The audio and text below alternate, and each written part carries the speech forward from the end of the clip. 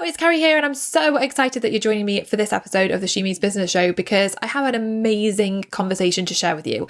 It's a conversation I had with one of my one-on-one clients, actually. She's called Angela Foster, and she is a health and performance coach. And she honestly has blown my mind with the stuff that she teaches. She teaches how you can essentially optimize your health, your energy, so that you can obviously build an even more successful business. So many entrepreneurs are burning out. So many people are just completely wiped out because they're running themselves into the ground and not taking care of themselves properly. I see it happen all the time. So she's basically sharing how you can make sure you are not one of those people. But she dives into her shift method for how you can actually really sustain a high performance and how you can really have high energy so that you avoid burnout. So there are so many amazing nuggets in this episode. I am literally blown away. So get your notebook and pen at the ready. You are watching the She Means Business Show with me, Carrie Green. I'm the founder of the Female Entrepreneur Association and the author of the best-selling book, She Means Business. And every single week, I'm going to be talking with you about how you can turn your ideas into a wildly successful business and actually live the life of your dreams. You can do this, and I'm so excited to show you how. So let's get started.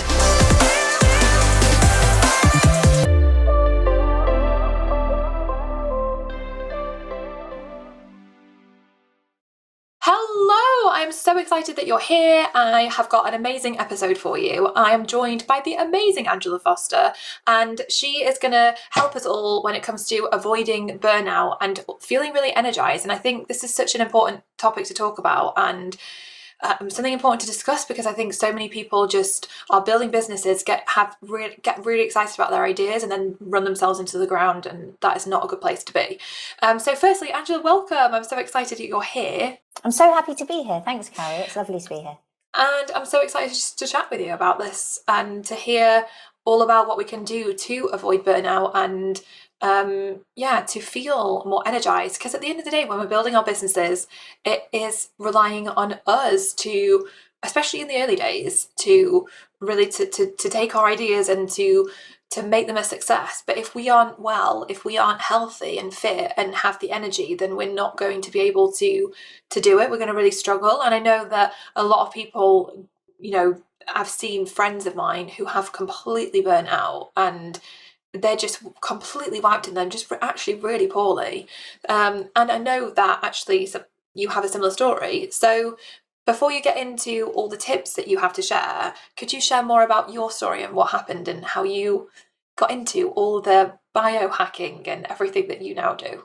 Yeah, sure. So as you say, I did really badly suffer with burnout. And I think it's so common, isn't it, with entrepreneurs? I always think that as entrepreneurs, we need to really treat ourselves as athletes because the energy demands are very, very similar. And so we need to make sure that we're fueling our body and mind in the right way.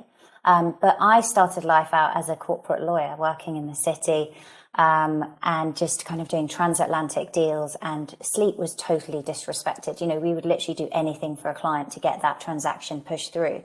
And so I was working multiple time zones. And I think that really set me up for the background of the burnout that was to come, actually, because in my 20s, I felt pretty invincible. So I was pushing. But obviously that has an effect on your adrenal function, which affects women's hormones.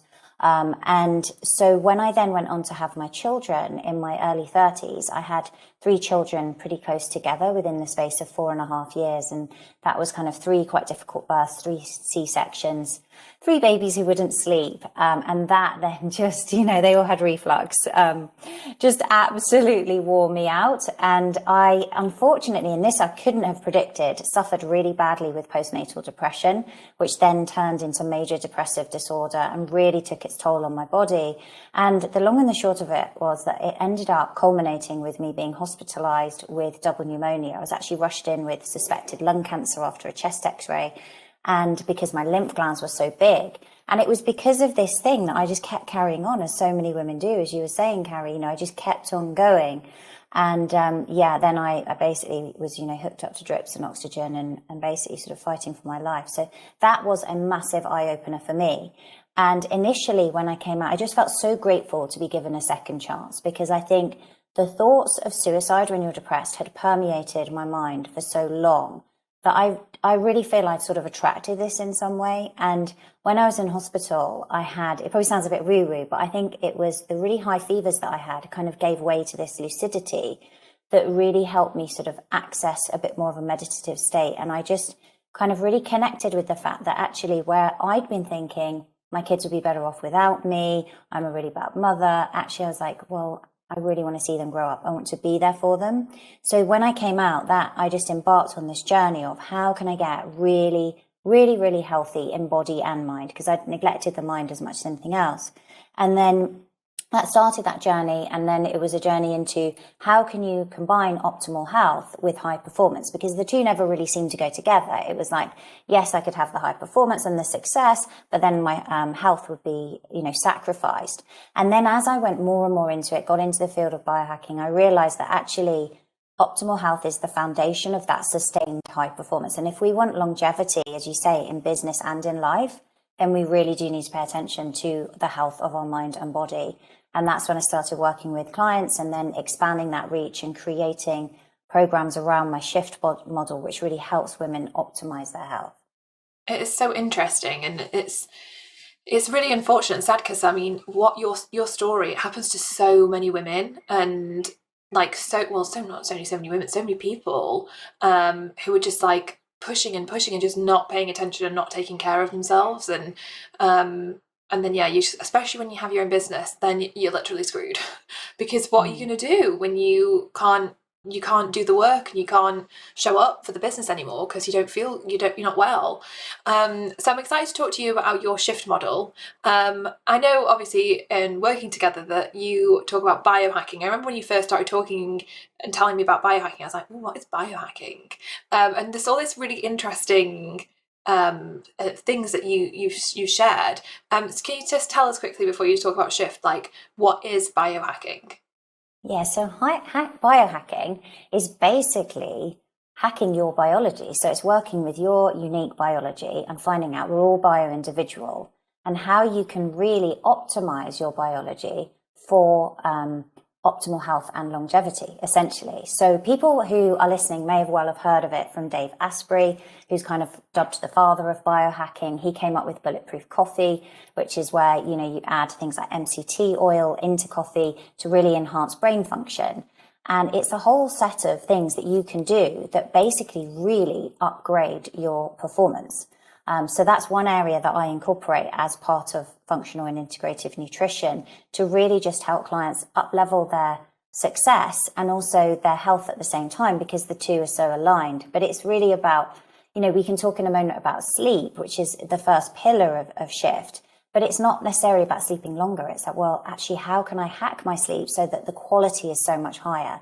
And that in turn obviously leads to a better quality of output in your business. I love it. Okay, so let's get into it. So can you talk us through the shift model? Yeah, sure. So it starts with the S being sleep, because that is the foundation. And that was really the thing that I credit the most that ran me into trouble. I had just totally neglected my sleep.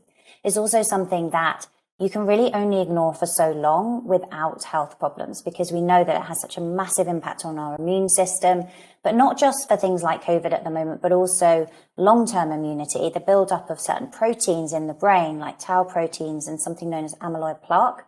This all gets cleansed and washed during the night. And so you really are starting to increase your risk of things like Alzheimer's and dementia later in life if you're not prioritizing your sleep.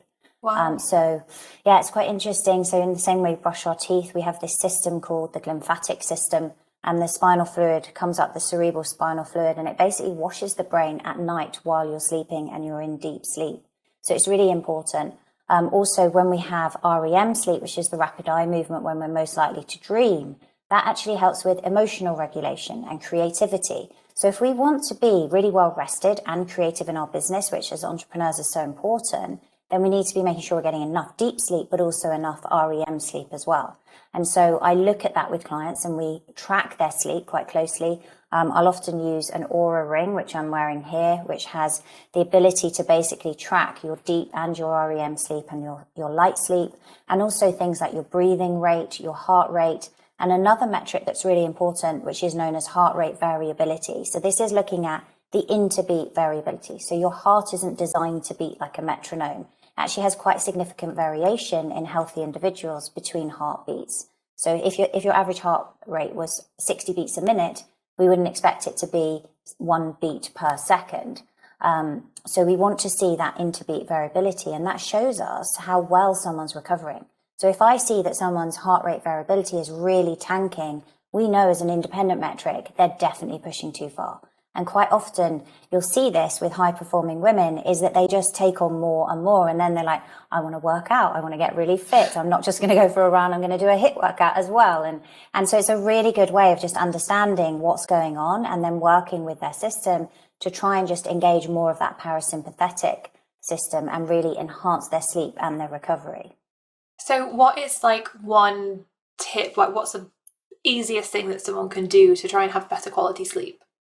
The best thing you can do is to try and encourage circadian alignment. And the biggest cue that you have is light. So if you can go and get outside early during the day and get natural blue light from the sun, that's going to really help to basically stop melatonin in the morning and help to enhance cortisol. And we do need cortisol in the morning. That's what gets us going. And then in the end of the day, utilize light in a different way. So make sure that you're dimming everything down, that you've got filters on your screen or you're wearing blue light blocking glasses at the end of the day to enhance that production of melatonin so that we do get a really good night's sleep. How interesting. Yeah, because I think a lot of people as well go to sleep with their phones. Me sometimes. So presumably then that's obviously not a good thing if you're like in bed checking your phone or on your the screen. Thing is, you have something called the suprachiasmatic nucleus, which is the SCN. That's the master clock in the brain, and it's very receptive to light. So as soon as light's coming in through the retina, so you can get, I have a pair of these on my desk, you can get these yellow lens glasses that you can put on sort of in the late afternoon, and that blocks out some of the blue light, but without making you sleepy. And then I have a full set of like red ones that I would wear in the evening. So as you say, sometimes you do need to work on, or you're checking things, but then let's try and block out as much of the light as possible so that you're not impacting your sleep. How interesting. Okay, so then what is next in the model? So the next is about hormones. And if you've really nailed your sleep, you're going to be going a long way to balancing your hormones. But by hormones, I mean hormones of stress. So cortisol is a big one. Female sex hormones, really important, and just managing the menstrual cycle if you're still, pre-menopause. And then also getting good sleep will help to manage things like ghrelin and leptin. So ghrelin is a hunger hormone. It makes you hungry. Leptin is a satiety hormone. So, when you underslept, you kind of feel like, oh, I just kind of fancy something. You're not quite sure why, or you feel like the fridge is talking to you. That's for good reason, because, your lack of sleep is basically downregulating leptin, which is satiety. And women tend to have less leptin production anyway. We're more likely to be leptin or leptin insensitive, if you like. And the other thing it impacts is insulin sensitivity. So we don't process blood sugar in quite the same way if we're underslept. But once we can get our sleep sorted and then our nutrition, we can start to really balance those hormones. You're going to feel a lot better and also have better outcomes in terms of your menstrual cycle. So reducing things like PMS symptoms, which can be a pain. I mean, that's really debilitating, isn't it? For a lot of women, at the end of the month leading up to menstruation, they can actually feel really, really exhausted. They don't feel as productive. And one of the things that you can do is quite a new area of biohacking, which is known as cycle syncing. And this is this concept of actually getting in tune with your menstrual cycle. And as entrepreneurs, we're lucky enough a lot of the time to be able to organize our business around when we want to do things. And so in the sort of after you've had your period, you go into the follicular phase. Just leading up to ovulation is a fantastic time for like taking on new projects. You've got way more energy. You can probably work out harder, do things like HIIT and strength training, but you're quite creative. Around ovulation, it's a great time for public speaking. So you can actually kind of start to manage your calendar and your diary around your menstrual cycle, which can really, really help to enhance results as well. That is so interesting. And I think I know a lot more people actually starting to do that and starting to really pay attention and tuning in with their bodies and like seeing like whether, because I know in the past when I've done things like it could be like a live workshop or like a talk, and sometimes I feel like I'm just on fire with it, and other times I've been like, oh, I'm so off.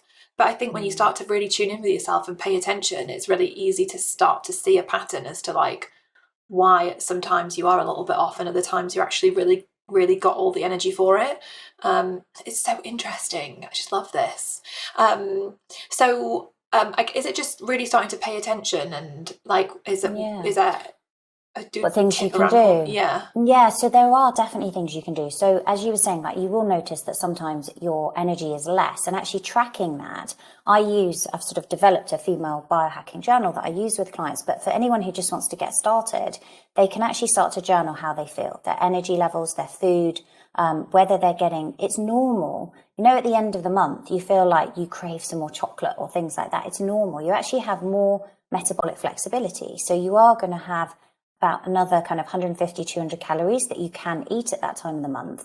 But also you can actually stem some of those cravings by incorporating root vegetables. So quite earthing foods, things like sweet potato, for example, and increasing your protein so you feel more satiated can really, really help. And at that time, as you're sort of working up at the end of the month and your energy is starting to lower, you'd be looking at exercising with things like Pilates or yoga or walking as you then go into that menstrual phase.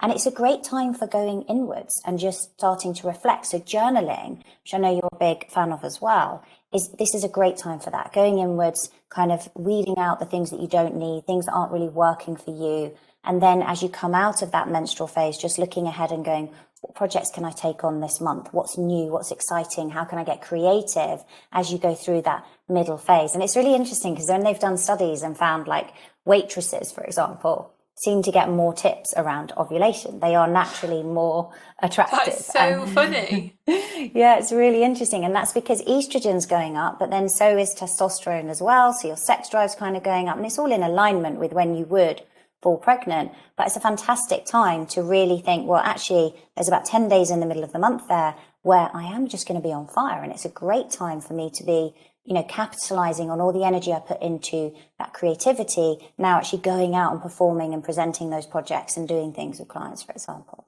I love that. That is so interesting. Okay, so what is I?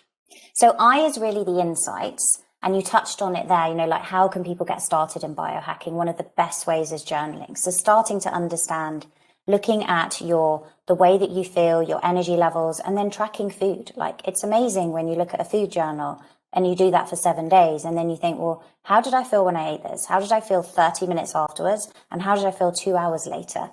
Because if you see your energy level dropping, then you know that maybe that food wasn't good for you. Maybe you weren't regulating your blood sugar effectively.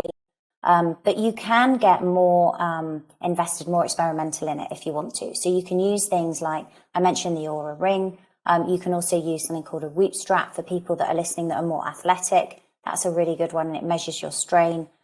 You can also, one of the things I do with people is to wear, it's so easy to get hold of these things now, a continuous blood glucose monitor, which basically just goes in the side of your arm, and you can track how foods are affecting your blood sugar, and that will really impact your energy levels. So, like, lots of people feel after lunch, I just get this deep lunchtime slump. And it's very dependent on what you eat. And for everyone, it will be different how sensitive they are to things like carbs. So you can actually track that and get lots of insights. And then beyond that, I'm very science driven. So I do a lot of lab testing in my programs, which really help people to understand. And I do a lot with, the foundation is really looking at people's genetics and seeing from a genetic perspective, how carb sensitive are they? How fat sensitive are they? What types of workouts are going to work best for them? Do they need more support? Like, are they there's a pathway that I won't go into now called methylation. And if it's slightly impaired, you need more B vitamins to really support your energy levels. You might need more magnesium. So let's look at your baseline DNA and see where can we actually really support you. And then we do other lab work on top. So that's really the insights section. You can kind of go as deep or as sort of shallow as you want to with. That is so interesting. My gosh, I love this stuff. Okay, so what is next in the model? So then we move on to the F, which is fuel. And the reason I say fuel instead of food is because there's so many ways to really fuel your body. It's not just through food. Yes, food is key. And that's where I think that everyone, before embarking on any diet, like the ketogenic diet, for example, people kind of will go into, and some people get amazing results. Other people say, well, my friend got these results, or my partner, but I didn't get any. That's because we're all so different genetically. So I would always look at that to see, and it's super easy. It's like a 60-second saliva test to investigate that.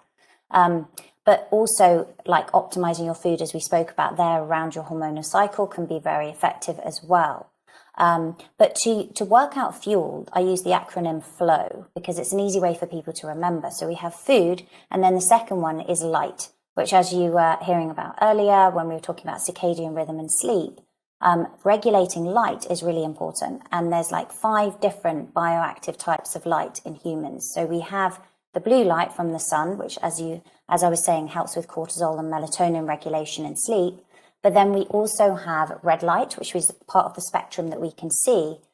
We have UV light, which a lot of people worry about skin cancer, but in moderation, it's really important for helping with vitamin D production. And then we have near and mid and far infrared. And really, the far infrared is the energy of heat that you feel from the sun. So when you're on holiday, it's kind of heating your body from the inside out. It helps with detoxification. But also the near and the mid infrared really help to enhance the health of something called your mitochondria, which you might remember from a science class is basically the energy powerhouses of your cells. So it's like light is such an amazing thing, and a lot of people ignore it and they don't get enough outside time and they don't expose enough of their skin to the sun, but it's cheap, it's easy, it's free, and it really helps to enhance your energy. So we have food and light in flow, and then the next is oxygen. So it's like making sure you've got really good air circulation in the room, maybe some plants. NASA actually have an amazing list of plants that you can put in your home that really help to filter the air and improve the quality. And then making sure you're breathing nasally. A lot of people breathe through their mouth. And what that means is they're not really regulating oxygen and carbon dioxide effectively. So their energy levels will drop quite dramatically. And also, I've just started breathing through my nose now. I was breathing through my mouth. While we're talking, you started nasally breathing. It's really amazing actually, because it helps you kind of relax immediately. So you draw your shoulders kind of back and down. Whereas when people are mouth breathing, they tend to be sort of upper chest breathing. And that already communicates anxiety to the body. But also importantly, we produce something called nitric oxide in the nasal passages, which helps to like lower our blood pressure. It helps to with blood vessel dilation. And it's also kind of antibacterial, helps to protect you against infections as well. So I use oxygen because it fits with flow, but it's really about the air we breathe. And then the last one is water or hydration. And a lot of people think, oh, I must drink 2 liters a day. I must be constantly drinking water. It's not just about drinking and hydrating. It's about making sure you've got really good mineral balance as well within the body. So using something like Redmond Real Salt is a great salt because it's full mineral, quite pure, mined in Utah. So that you're getting enough magnesium, potassium and sodium in the right way, and that really helps with energy as well. So that's the F. Wow. I mean, you've got so much information. It's like this is like a little mini class. It's brilliant. Okay, so what is the next one? Is this the last one? This is the last one, yeah, the shift. So the T is training your body and mind. And I say body and mind because this is the bit that people neglect, don't they, so much? And it's certainly something that I neglected was the mind part. So we always think we've got to take our bodies to the gym, but we also need to take our mind to the gym. So that is basically the T is training. And again, it's about really being intuitive about this. So not just pushing all the time. I see this a lot with women who are very successful. They want to keep taking on more and more and doing all these workouts and running and things, is maybe like aligning your workouts with your menstrual cycle, you know, really understanding that sometimes you need to dial things back. In actual fact, for people that are a little bit like, oh, I don't know if that can be really true. It is. So basically at the end of your menstrual cycle, you're more catabolic. So anabolic is at the beginning when you're in the more build phase, and you're quite catabolic at the end. So you could actually undo a lot of the great work you've done in terms of building muscle and strength and fitness if you really push too hard at the end of your cycle. So be intuitive, listen to your body and just slow things down. Your body will thank you for it. And again, your DNA plays a part here. I won't go into it now, but you can optimize your training around your personal power, strength, and endurance profile, which can get you like 3 times the results. So that's a really kind of short and effective way to do it. And then the mind is so important. And I know that you're, when we've had our conversations, you're big on the mind as well. And lots of the things you shared with me have really helped me. But I think it is about, you know, there's a few things that I think have really helped me and helped my clients. And the first is gratitude, just that attitude of gratitude. And the scientific literature really backs it up. Gratitude is so important for your health. and just your overall well-being. So listing out 3 things you're grateful for each morning is a great way to start the day, even if you just do it while you're walking from bed to the bathroom in your mind. Journaling is fantastic. Meditation's amazing. I like kind of a Vedic form of meditation using a mantra, but just making sure that you're doing things and that you're really mindful and in the present moment as much as you can, so that you are supporting your mind. And then also just making sure that you've got enough protein and healthy fats that can really help to support, and anti-inflammatory fats like omega-3s really help to support your brain function as well. So it's as much supporting the function of your brain as it is the health of your mind as well. That is so interesting. And I really agree with like the gratitude piece, because I feel so often, whenever I've felt really stressed in business or just in life in general, I really try and work out like, why am I feeling stressed? And so often it's because I'm placing the significance, or I'm placing my energy and focus on something that is making me feel like not great. So for example, over the past like couple of years, it's really been this battle between being a mom and building a business and the guilt and anxiety around that. And then I shifted it and started to just feel grateful that I got to spend like an hour, here and there with my kids in the day, and that I work for myself, so I can be like, I'm just going to take this morning to like be with them. And I started to look at what I was really grateful for, and it kind of just really helped me to like let go of like the guilt and the anxiety and the stress around trying to be a balance, trying to juggle it. And so it does make such a difference. And so yeah, being grateful can just really help to shift the way you feel. And then Definitely. if you're reducing that, the level of stress from that, that in itself is so powerful. I just love It's all so these things you've powerful. had. And So it's really interesting because you say that, because that whole guilt thing is so difficult, isn't it, for mums? It's a constant battle, I think, throughout their life. But what's really interesting is when you practice that gratitude, when we were going through lockdown, I was wearing one of those continuous blood glucose monitors for a few weeks. And because of the way that, if you think of your fight or flee response, cortisol goes up, it dumps sugar into your blood. So it's not good for your health, but it's there really to help to power the muscles and help you fight or flee. And when we had the lockdown and I was trying to homeschool 3 kids while running my business, I knew I was under stress. And to give you an example, I could see that my blood sugar was just kind of spiky and all over the place. And this was, regardless of what I was eating. And then I was doing some gratitude with my youngest, my 9-year-old daughter. I was like, let's just play a game. I am so happy and grateful that. And we were doing it together. And she was just saying, I love you so much, Mummy. And I'm so grateful I get to do bedtimes with you. And we were doing it. And do you know the transformation, when I then scanned it, my blood sugar dropped. Like literally wow. just after that time that I had with her. And that just shows you, like, it's not just that we think it's doing us good, physiologically it's having a huge impact. Wow, that is so interesting. I just love that. And like obviously from your journey of like having burnout and being in the hospital and being really poorly to then learning about this, like how, I mean, you've obviously been on a really long journey with this. You're so knowledgeable. But how in practical terms, like how has this changed your life? Like how has it impacted you? Like what does it mean for you doing all these things? Do you know, the biggest thing is, I guess it's really given me something to focus on, that we can really be and have and do everything that we want to do. And I think it is about being first. And that was the bit that I'd skipped. So as a lawyer, it was always just chasing the success. I've got to make partner. And then I did that. And then the next thing and the next thing. And you're kind of just on this gravy train of just one achievement leads to the next, and you're never satisfied. And really what this journey has taught me is that coming back to the basics, even in terms of things like biohacking, which is a fun and kind of sexy thing that everyone's talking about at the moment, most of it's free, like things like fresh air and light and things like that, or often very low cost. And they really allow you to just to connect with your inner self. And that's been the biggest and most rewarding thing for me. I kept looking outside of me when I was depressed to try and solve my problems. Like, why do I feel like this? I didn't understand it. And it was only when I turned inwards that I really actually found the solution. So I'd say that's been the biggest thing for me. And then just really helping me to, go out there. All of the stuff that you do with FEA has just helped me tremendously, just to get my message out to the world and support me and do that and really help other women who are struggling as much as I possibly can, has just been transformational. It's so rewarding. It's just become my mission in life.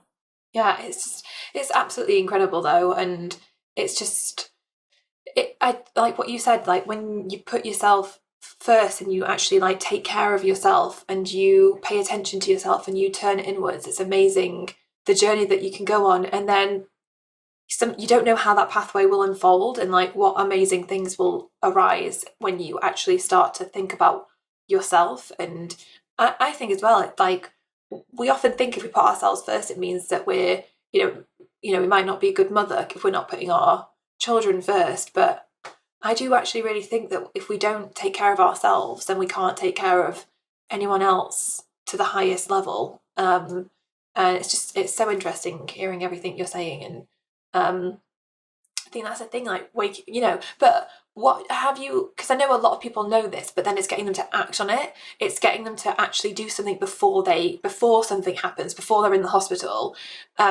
What have you seen in terms of like, getting people to like take action now on this? I mean, to be fair, like listening to you speaking, I feel like everyone's going to be so fascinated with like how to do this more and how to incorporate this more. But what is a big driver you see for women really wanting to do this now? I think, as you say, the hardest thing is that you made the point there that, so many people wait until something bad happens, don't they? And that's really what I want to avoid, is listen to the signs. So, when you wake up in the morning and you can't get going without 2 or 3 cups of coffee, or you can't get going unless you've gone for a run. If you need a 10K run to get started on your business that morning, we already know that you are definitely pushing too hard, because what you're doing now is we go through phases, where we're reacting initially. And so our cortisol levels will go up, our adrenaline goes up to support that. But then we'll move into kind of a compensatory phase where our body's actually beginning to struggle before we then go into that decline where we're nearing burnout. And it's like listening to the signs. And the greatest thing is being kind to yourself, like really being kind to yourself and thinking, am I just like pushing and pushing and pushing? Because you'll see the signs come up. Often people will say to me, I don't know what it is, but it doesn't matter how many workouts I do now, or I'm working so hard I can't sleep, but I'm just putting on weight. One of the biggest signs that things are off with your hormones and with your health is that you start to get abdominal fat. You might not really see it going on in many other places. You just feel like I'm just kind of getting this belly that I didn't have before. That is often driven by dysregulation of blood sugar and high cortisol, high stress. So your body will keep talking to you, basically, but it will get louder and louder until you listen. So I would say, see the signs. The body keeps the score. It never lies. And just think, okay, maybe how could I address this? And understand that there's good science behind what I'm saying. When I say dial things back, genuinely, you're going to get much better results, because when you go into that catabolic phase, you'll notice that your body starts to downregulate systems, your hair starts thinning, your skin isn't working as well, your liver functions less, cortisol itself's really drying on the body. You'll feel that lack of luster and just, vitality in you. That's a sign. Just start listening if you can, and be kind and gentle to yourself as much as you possibly can be. That is so helpful. I for years ago, I started to get really bad heart palpitations as well. Like it was terrible, and it was just like just not paying attention to myself, and just But then so often we just don't listen to ourselves, do we? So I love that you've shared those signs, because now we've all got something to pay attention to, and to know like we need to do something. We need to act on this now before it gets worse. And recognize that you have this amazing thing as a woman, right? Men don't have this. We have this infradian rhythm that allows us to really enhance that creativity, and to work with our menstrual cycles, recognize the power of that, because actually it's such a beautiful thing. What it means is you just do need to, sometimes it's the ebb and flow of naturally of life and of women's health and physiology, is that sometimes you need to dial things back and sometimes you need to push. And just the more in tune you can be, the more success you will see both in your health and in your business. Yeah, that is so amazing. I have just loved everything you've shared so much, and we'll put all of the bits you've talked about in the show notes as well, but I know you've got your own podcast and so many resources. Can you just share some of them so that people can go and check them out? Yeah, sure. So the podcast is High Performance Health. They can go and listen. It's on any platform. My website is angelafosterperformance.com. If they want to do a health check, they can actually just go to yourtotalhealthcheck.com and they can actually fill out a questionnaire and get a score on the areas we've been talking about on shift. Cool. Which is quite fun. And then also, I guess I'm most active on Instagram, which is Angela S. Foster. So I'm always answering DMs and things on there. Amazing. Well, thank you so much for coming and sharing that. It's just been so insightful. And it's just really powerful information that I feel like everyone needs to be paying attention to so that we can live healthier, happier, more successful lives, because we feel good in ourselves, and I think that's something we all too often overlook. So thank you so much. That's amazing. God, I just want to know more now, though. I just want to sit here and just pick your brains. But thank you. At least you've given us all the details so everyone can go and dig deeper and find out more. So thanks for that. Yeah, and if they have any questions, they can reach out to me. Amazing. Well, thank you, and thank you all for listening. I really hope you've enjoyed this episode. Don't forget to subscribe, and also don't forget that we do the giveaway every week. So all you need to do to be in with a chance of winning is take a screenshot of yourself listening to this episode, share it on stories, let us know what your biggest takeaway has been, tag us at Female Entrepreneur Association, and that is it. Keep a lookout to see if you have won. Anyway, enjoy the rest of your week, and I will see you next week for another episode of the She Means Business Show.